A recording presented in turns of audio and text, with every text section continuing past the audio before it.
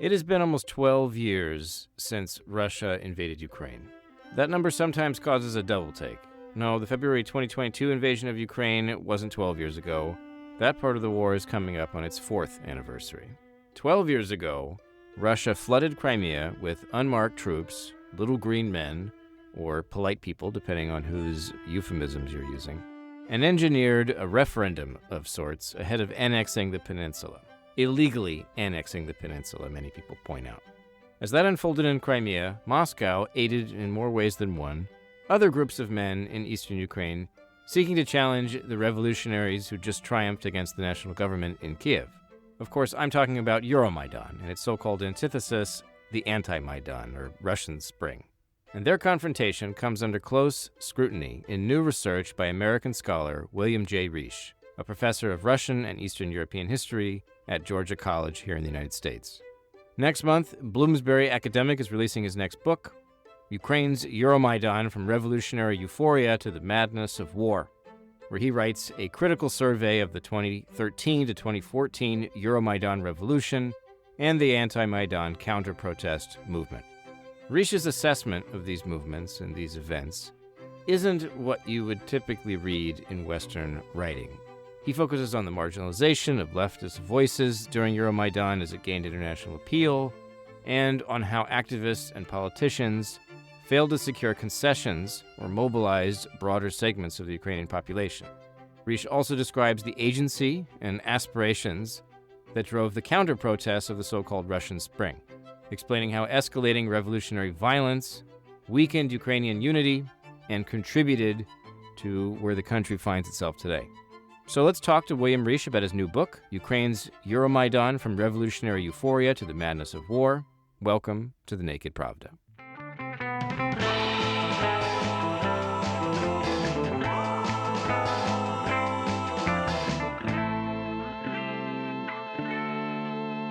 Howdy, folks. Welcome back to the podcast. I'm your host, Kevin Rothrock, the managing editor of Medusa in English. Sometimes I make this part into a little musical promotion thing, but this time I'll just say straight out that I write a daily newsletter for Medusa. With each message, I focus on a single story involving Russia that catches my interest. It could be a new investigation, some interesting essay or op-ed, a feature that we didn't manage to translate for Medusa. It's whatever I fancy. Visit our website and sign up. I would love to have your subscription. Okay, so today's interview is a little bit longer than usual. I clocked it at about 40 minutes, and that's before I added this introduction that you just heard. So I'd like to jump right in with my conversation with Bill without teasing you any further. Just a quick note, you can check the show notes of this episode for a hyperlink to Bloomsbury's website to order a copy of the book. At the time I'm recording this, it's available for pre-order, and shipping begins on February 19th, and that's this year, 2026. My goodness.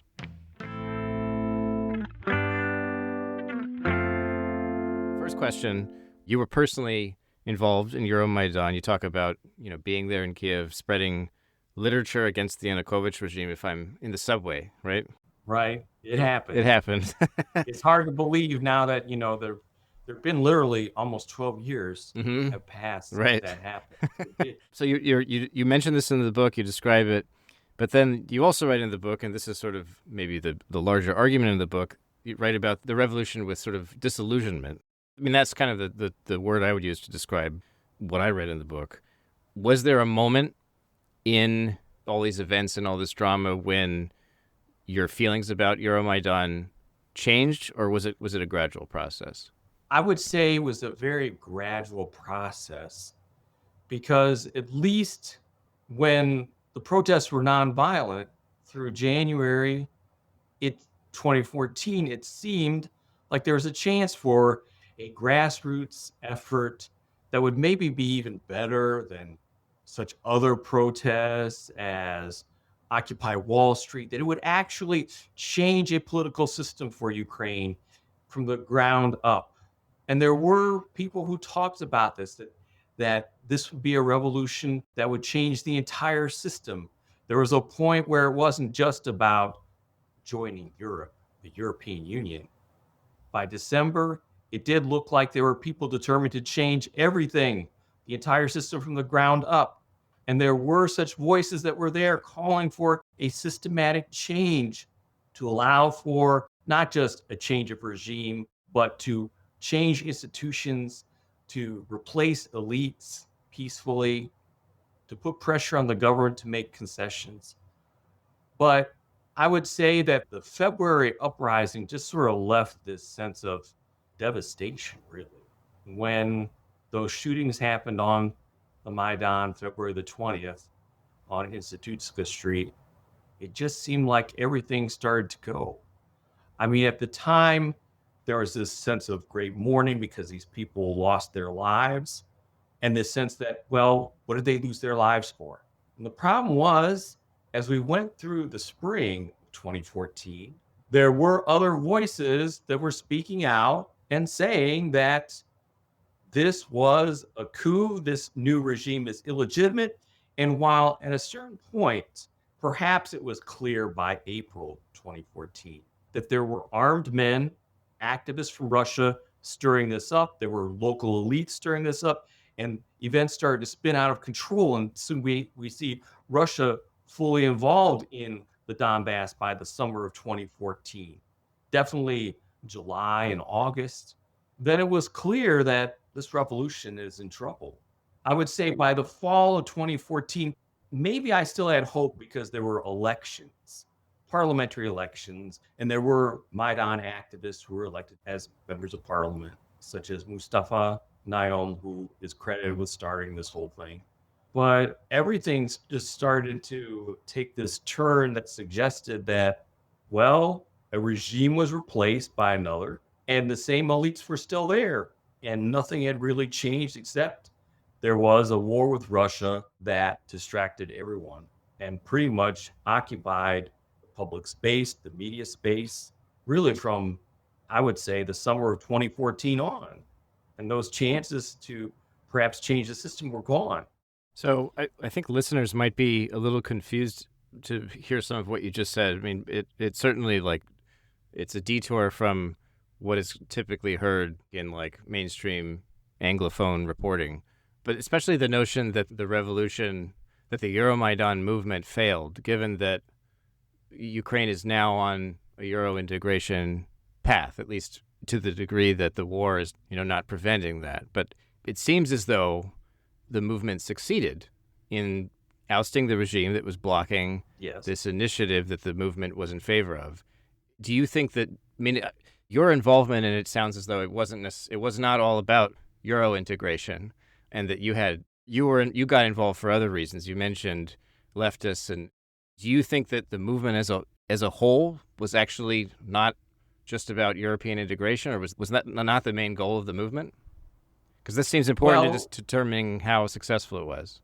If I go back to what I observed, it seemed like European integration, yes, was very important, but European integration to serve certain ends, namely to bring about rule of law, to create greater opportunities for business, for the creation of jobs at home. The idea of making government accountable to the people was very important. I think of what I mentioned in the book about Kharkiv after the revolution allegedly had won. And there were local activists on television at the end of February 2014, and one of them mentioned the need to have the Maidan continue to exist as a sort of people's assembly of Vicha in Ukrainian or Viecha in Russian that would hold government to account locally, that would have to approve government appointments at the local level, and would put pressure on the government to prosecute the mayor of Kharkiv, who had been involved in all of these criminal acts allegedly against Euromaidan activists and other figures. And all of that just, nothing came of it. The next day or so was March the 1st, 2014, and there was this huge anti-Maidan rally that got out of control, seized control of the building where the Euromaidan activists had set up camp at one point and chased them out violently and decorated the building with Russian flags at one point. But at other points in the book, you suggest that, or you argue that the anarchy unleashed by the the revolutionaries is one of the key reasons that chases the Eastern, future people's republics into Russia's arms. But what you just described to me sounds like a form of unelected governance, which I would imagine sort of ordinary law-abiding citizen would not necessarily be thrilled that there's some self-appointed collective trying to, overturn appointments out of some building in Kharkiv. So it Yeah. seems as though, like, are you having it both ways here? I mean, do you see the issue I'm having? Well, I mean, there were activists on the Euromaidan side who were trying to put pressure on the government to reform itself locally. There were activists trying to change the system, but they were also identified with by other Kharkiv residents as a power that was potentially going to terrorize Kharkiv residents with far right elements involved. Around the time that this happened in Kharkiv, okay, in eastern Ukraine, where the Maidan triumphed, supposedly, and Euromaidan activists were going to finally provide for better government, a better system in Kharkiv. They're going to fight for that peacefully. That very same day, there was a far-right group known as Patriot of Ukraine, and they chased out the pro-Russian paramilitary organization known as Bulwark or Oplot in Russian. They chased them out and took over their fight club and made it their headquarters. And there were these far-right elements, opponents of the Maidan in Kharkiv. They exploited those elements and said, look, the far right is trying to take power in Kharkiv. We got to do something. And that led to these thousands of people showing up there in Kharkiv to take back the regional state administration building in Kharkiv, where some activists had gone, Euromaidan activists had gone and set up, well, really their new headquarters on the first floor of the building. So these were people who, these were Euromaidan activists who were hoping to change government for the better, but the local elites at the time were using the violence that happened in February 2014 to get people to fight back against the Euromaidan. I don't know if this helps to answer your question, but the thing is, you do have these different groups spurred on by local elites and by the media that really threatened the unity of the country.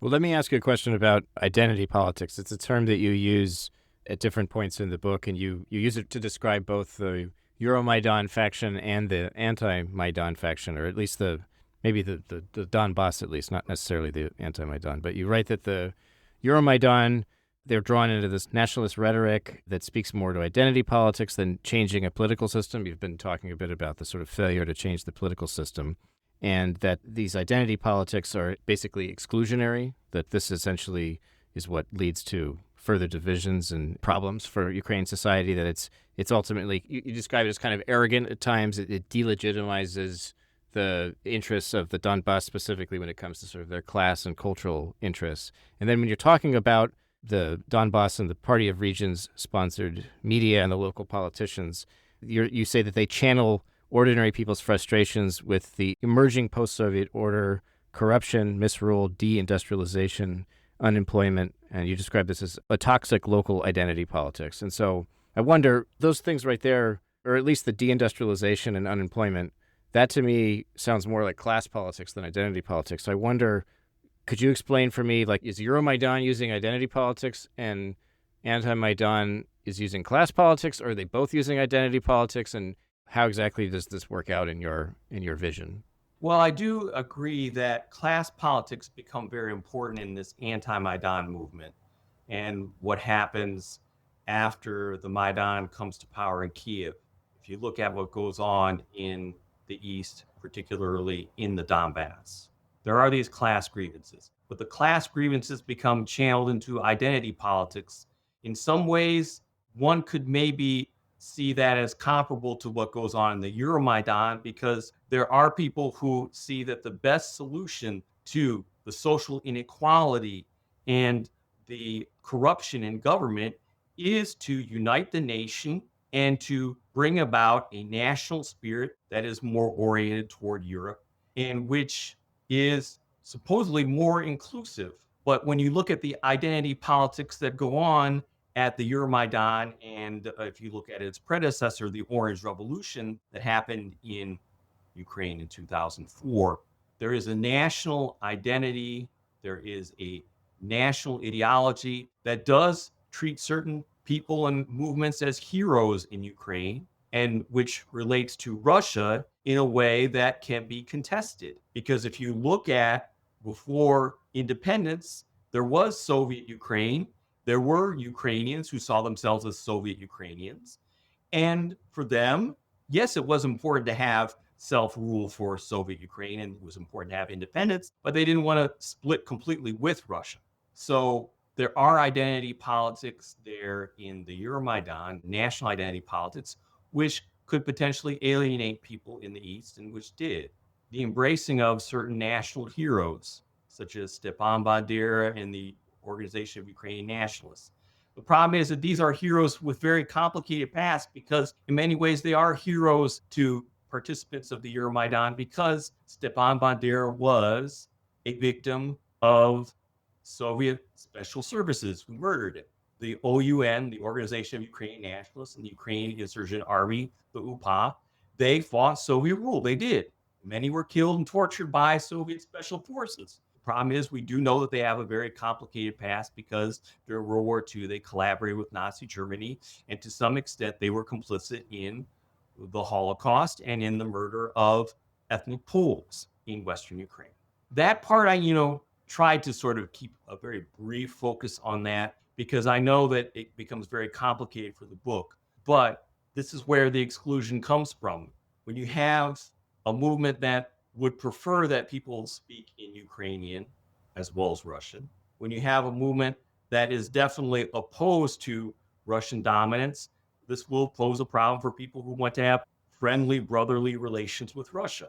And the anti-Maidan promoted friendly, brotherly relations with Russia, not necessarily submitting to everything that Russia wants, but definitely getting along with Russia. And that was a real concern when I tried to speak to people in the Donbass. And then, yes, there were people who said, look, we've got to get along with Russia, and it doesn't mean that we want to become slaves to Russia. You have to understand that we do have these special relations with Russia and with the rest of Ukraine, and that the Donbass is in an in-between position. The problem is, when all this violence does happen in February 2014, it does radicalize people on both sides of the barricades. And everybody forgot about that. That's why my book goes all the way until May the 2nd in Odessa, with what some call the Odessa tragedy or the Odessa massacre, where violence between Euromaidan forces, which at this point in time, May the 2nd, 2014, are seen as the forces of pro-Ukrainian unity in Odessa and other parts of Ukraine. They fight with these anti-Maidan forces that become identified with pro-Russian forces, but also Donbass separatists. That tragedy sort of signals the end to the Maidan, I would say, even though it does linger physically as a space until August 2014, and in many ways becomes really an object of disgrace and ridicule. It's very sad how that square just sort of empties out and becomes something that, well, looks rather hideous. People move on.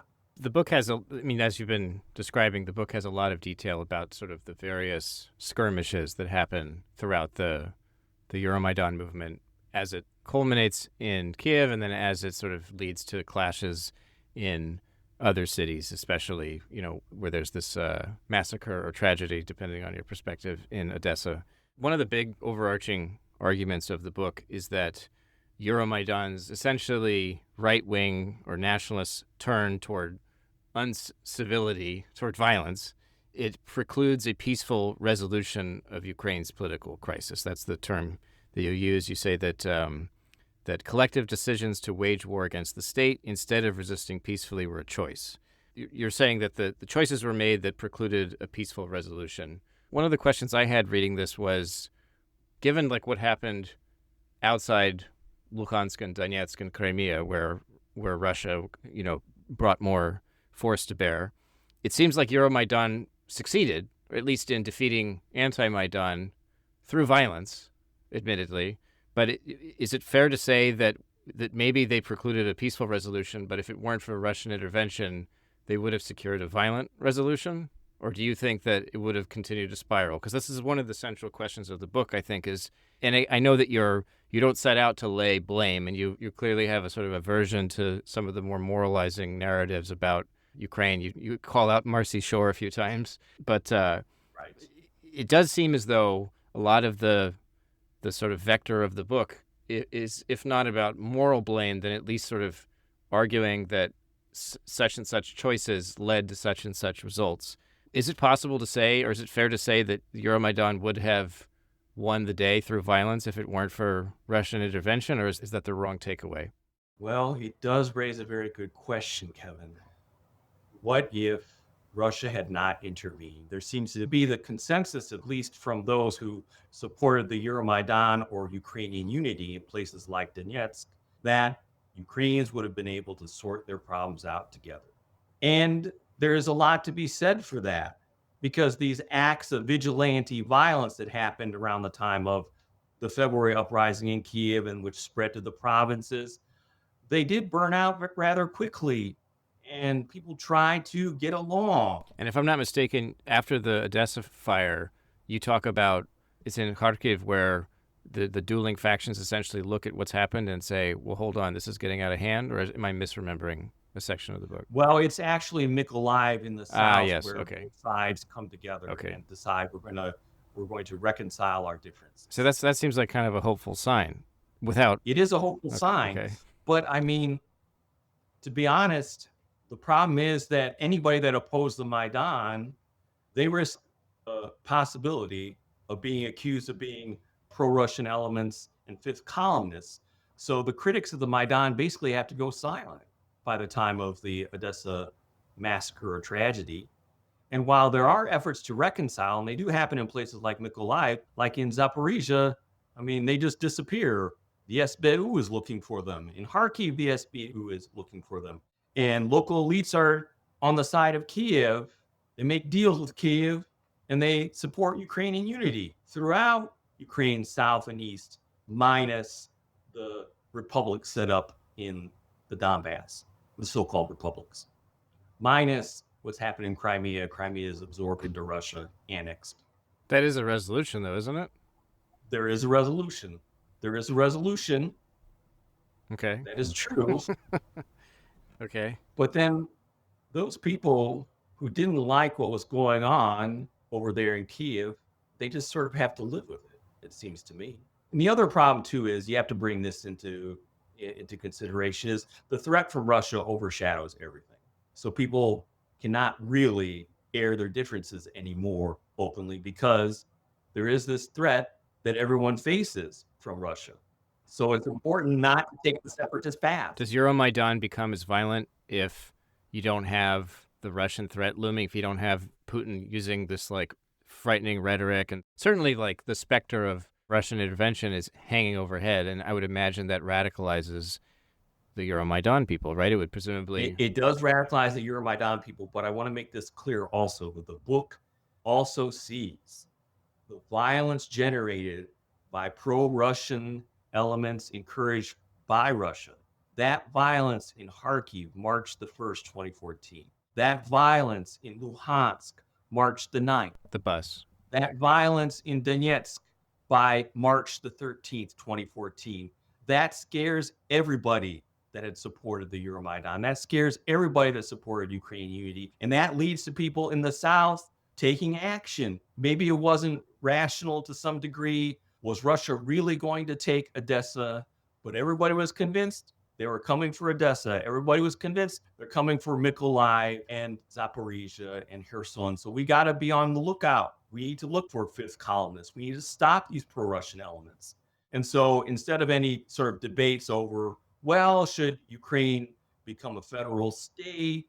Well, should Ukraine be non-aligned? Those arguments sort of fall by the wayside because the nation is under threat. Do you feel as though, or do you know, during the Euromaidan movement, as this is unfolding in Kiev, in the Donbass, you know, you write in your book that the sight of all this anarchy is frightening for people that are living in the East, and they're essentially afraid of European integration because they have their own sort of class interests, I guess. Can you speak a little bit about this? Because I think this is another subject that a lot of listeners probably are not necessarily aware of. All they know is, well, Russia has its tendrils in the East and through propaganda. And you do talk about, the media diets of both the Maidan activists and the Donbass residents. You talk about how they both sort of lose trust in mainstream media and retreat into sort of online echo chambers, and that this is another sort of radicalizing phenomenon, I suppose. But for somebody who's unfamiliar with the perspective of somebody living in the Donbass during the Maidan movement, before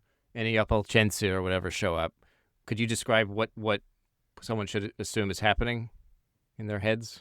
Well, I think what seems to be happening, and I try to do my best as a historian, as an analyst, to understand this, is that in general, there was this crisis of legitimacy in Ukraine, an entire political class that did not speak for the people, regardless of what region they belonged to.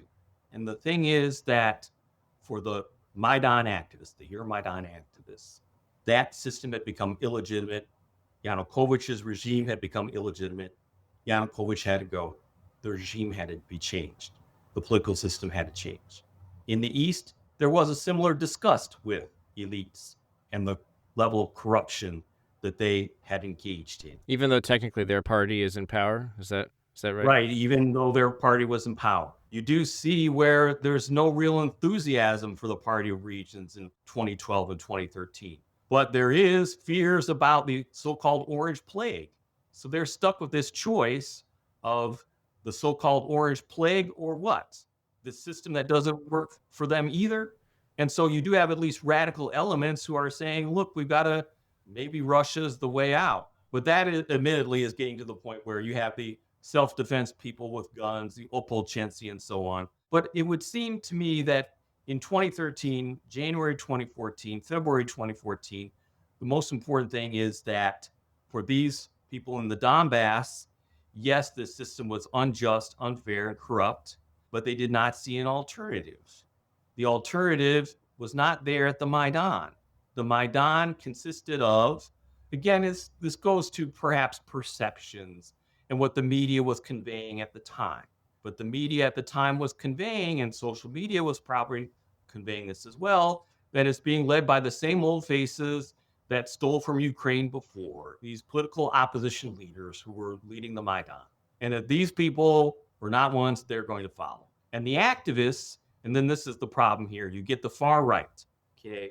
By the time we get to 2013, 2014, we do have a small political party, the Svoboda Party, the Freedom Party, as I call it in English in the book. They only get 10% of the vote, but they become a major part of the opposition coalition, the opposition to Yanukovych's Party of Regions in Parliament. And they are involved in a lot of the violence against the state. They're the most uncompromising of the political parties when it comes to Yanukovych.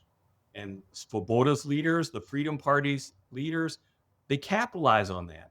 The problem is that when they get involved in radicalizing the protests, and this happens first, to some degree you see it in the last week of November 2014 in Kiev, when the initial protests begin.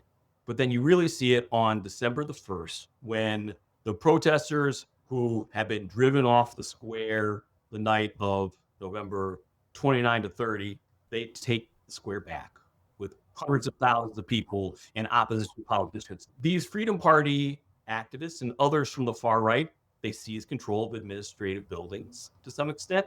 They take over Kyiv City Hall.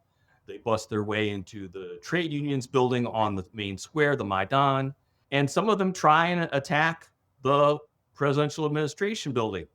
And those people, Freedom Party, but others, Patriot of Ukraine and so on, they sort of become the face of this protest movement in the media. And that terrifies people in the Donbass, and Donbass politicians exploit this.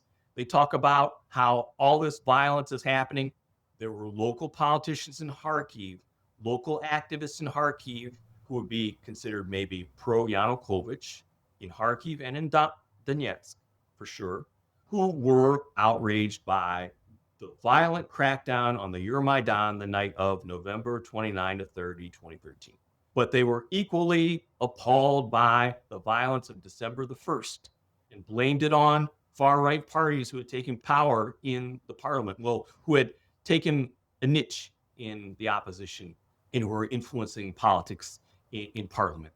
That these far right types were going to lead Ukraine into chaos, and so this did alienate people in the Donbass region, where already they've been more or less set up to assume that these political parties that are at the Maidan are far right, fascists, and so on. And this is part of a very long-term historical trend here, at least since 1991, where those parties that were at the heart of Ukraine's Orange Revolution were seen as in cahoots with far-right forces and the United States and so on. And these myths had been spreading for some time. And in the Donbass, they've become part of this machine of hate that's generating all this hysteria. And, when they finally do take power, the far right supposedly takes power in February 2014. These people are terrified because the media, local elites, whispering propaganda spreads this idea that, my God, right sector, one of these far right forces that were there at the Maidan during its radical phase, that right sector is going to come over to Donetsk and kill us and all this stuff. And these rumors, they spread and people believe them because, as you mentioned, Kevin, there is this distrust, not just in the political class, but in the media. The state media lies. And for the Maidan people, the state media lied against the Maidan systematically. And so they're going to their alternative sources, to social media. And, this is why social media becomes so important as an alternative source of information. And online channels such as Hromadzka TV, Citizens TV, they become very important. And other minor channels, too, in broadcasting the news and providing an alternative source of information for the Euromaidan protesters. Well, what happens when all this collapses, the Yanukovych regime collapses and everything? What happens with the Donbass people? They turn to their alternative sources of information.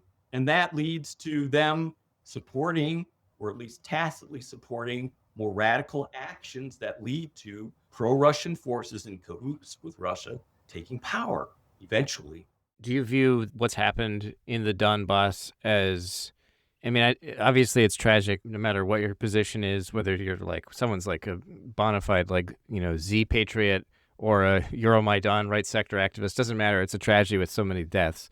But in terms of the ordinary people who are the activists in Euromaidan, the activists in anti-Maidan, although in your book you do document all kinds of paid demonstrators and Russian tourists and so on. It wasn't clear to me how much of a euphemism that is, but visiting Russian nationals and so on. So not to equate the grassroots merits of the sides, but certainly there are ordinary people that are caught up in all this.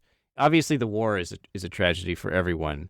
I guess I'm interested to hear more about how the Donbass elites, in your reading of this history, how it is they navigate the Maidan revolution and what it means for ordinary people living in eastern Ukraine. And let's say before the full-scale Russian invasion, because obviously it's been a nightmare for the whole country since that began. But you've mentioned that they exploited the situation. They played on, fears and so on. Maybe you've already sort of answered this, but can you walk me through it one more time, just kind of how this plays out? Well, it's very important, Kevin, to understand that the Party of Regions factions, the groupings between Party of Regions politicians and business in the Donetsk region and the Luhansk region, to varying extents, they were trying to build their own political enclaves that would ensure them support, immunity from criminal prosecution, and so on. And these elites, they had to do something to defend themselves against this political earthquake happening in Kyiv. They were already concerned about this in December 2013, urging Yanukovych to take further action against the protesters. They were very concerned about this in January and become quite alarmist as the protests become violent, first at Hrushevsky Street, the street that leads up to Parliament, where violence breaks out on January the 19th, 2014. And when there are regional uprisings in central and western Ukraine that follow on the week of, it was January the 20th to the 27th, sweeping through those provinces. They were afraid that this was going to happen to them. So yes, they do exploit people's fears of a far-right coup coming to power.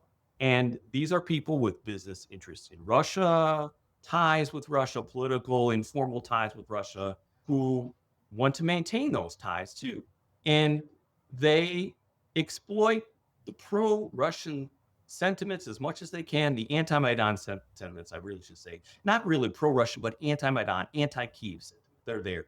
I try and argue in the book that if you look at after the Maidan takes power, February 2014, you have these people who are afraid of what Kyiv is going to do to them.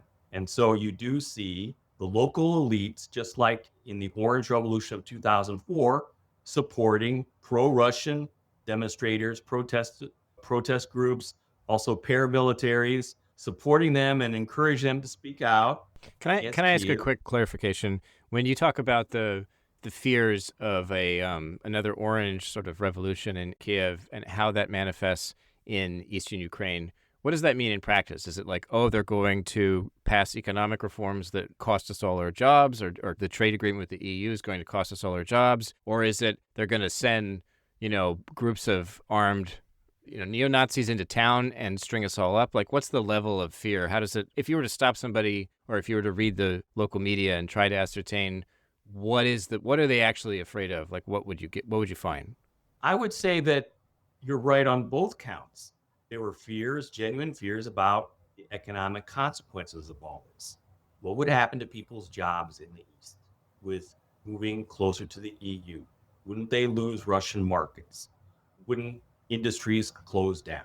And there were rumors spreading about coal mines being shut down and so on, and people becoming slave laborers to Europe. But also there was that fear of the violence, that there really would be people from right sectors, such as the infamous Sashko Bili from Western Ukraine, the city of Rivne, who brandished this rifle and this pistol in front of local officials at some meeting that was on YouTube, that these kinds of people would come over to them and take over and terrorize. So that was there too. But also, this idea that they would knock down Lenin monuments and Soviet monuments. We forgot to talk about that element. The Euromaidan, as it radicalizes in January and February, leads to the toppling of Lenin monuments. Actually, it was started in December 2013 in Kyiv, and then it spreads. And when we get to the regime falling in late February 21, February 22, this is where we see all these Lenin monuments being toppled, including in the East and in the South, in places, particularly in the South, in places like Mykolaiv and in Kherson. And the notion here is that it's offensive, but it's also creates a physical space where the two groups can meet and fight over something. That is true, and that's what happens. Fights break out or threaten to break out where the Lenin monuments are. There's this sense that our history is under assault, and that it won't be just about Lenin, but also the World War II monuments. And also, the language issue shows up because, there had been this attempt by the parliament in Ukraine on February the 23rd to repeal a language law that allowed for Russian to become basically the state language of regional governments in Ukraine's east and south. And that repeal was vetoed by the acting president, Alexander Turchinov, but still that was exploited by the opponents of the Maidan, who were in the political class in eastern and southern Ukraine. It was exploited by pro-Russian activists who said, look, they're going to take our language too. They're going to make us all speak Ukrainian, and they're going to shoot Russian speakers. I mean, those kinds of rumors were there too. It's pretty wild. I mean, what was going on? I just think that people just did not know what was going to happen next. And this hysteria, I mean, that's what happens when you overthrow a regime through force. It's going to cause these problems. And that's why I wrote this book, because it just seemed like, here's February the 21st, February the 22nd. We mourn the loss of all those people killed on the Maidan, which was horrible. And then we just sort of say, the Maidan won and Ukraine is now with Europe, and then that's it. I had to go all the way until May the 2nd, 2014, because there was this ugliness that did happen, because people were terrified that Russians would take over through some fifth column, that these separatists would beat up our people who are peacefully demonstrating for Ukrainian unity in places like Donetsk, and that people would be kidnapped and tortured. And that happened in places like the Donbass region in April 2014. It was horrible. If you were to continue the story up till the modern day, other than calling out the invasion as a bad thing, which you do in this book, but other than that, is there any major change to the story that a reader should expect, or do you feel like following the story as far as you do in this book, it basically tells you where Ukraine is headed? Or do you feel that things that have happened since then, other than besides the invasion, of course, but the invasion's already technically underway, in the events that you lay out in this book, does Ukraine's national story change? I mean, like, has the war, I guess one of the ideas I had reading this was this is an enormous tragedy, but the fact that the war is now happening means that, for better or worse, what's left of Ukraine is this sort of purified, Euromaidanified Ukraine. And a lot of that ambiguity that you're describing in this book, when there was still this possibility for reconciliation, well, now peaceful resolution is over with, obviously, and now it's just a whole world of violence. But there are at least clear sides now. Or is that not how you view Ukraine today? Well, to be honest, I mean, it was going to be too hard because of reasons of scale, trying to talk about everything up until 2022. The book is basically half the size it was supposed to be. And already it's lengthy enough for Bloomsbury academic. And that's fine with me. And there was a point where I had to cut this off. But I do sense that the lines are pretty clear. And the great tragedy is that these lands that were sort of in between Russia and Ukraine, they were ambiguous about national identity, and people who were skeptical about the Maidan's mission and so on, and who didn't like what happened in February 2014 in Kyiv. These people are basically being driven off their land. Their communities have been destroyed. And these are now the wastelands of Europe. And that's the greatest tragedy. They're being driven out of unoccupied Ukraine, you're saying? And then assumedly the pro-Maidan people, to whatever degree they exist, they lived in the Donbass, have also been driven out. I mean, presumably there are still Ukrainians living under the regime they'd rather not have. But you're saying that is true. Most of them have been sort of forced to one side or the other by now. Yeah, I mean, there's been no real choice. I know there are people like Volodymyr Yushchenko who see that perhaps there is still this other force, this other force that could offer an alternative. But I just don't see it in a time like this where everything's at stake. I don't see an alternative to fighting this war to the end, because what is the alternative now? What is it? Russian occupation, and what does that mean? It means retribution against anybody who opposes Russia. And a lot of people will be victims of such an occupation, should it extend beyond the Donbass and the south of Ukraine where it is now, right. Where the lines are now.